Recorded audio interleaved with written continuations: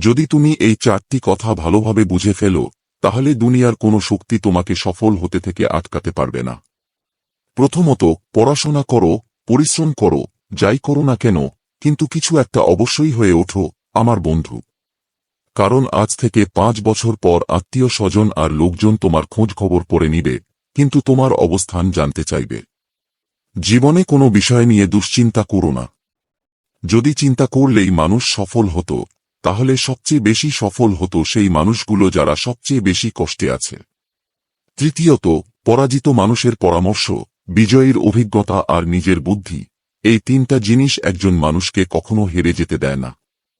চতুর্থত, যারা বলে আমি গরিব, আমার দ্বারা হবে না, আমার অবস্থা ভালো না, তাদের বলি, দেখো বন্ধু, গাছের ডালে বসে থাকা পাখি কখনো ডাল ভেঙে পড়ার ভয় করে না। কারণ তার ভরসা ডালের উপর নয়, নিজের পাখার উপর। যদি আমার কথাগুলোর সঙ্গে একমত হও, তাহলে কমেন্টে তা অবশ্যই লিখো আর এক বন্ধুর মতো করে সাবস্ক্রাইব করে ফেলো। আমি তোমাকে জীবনে অনেক দূর নিয়ে যাব।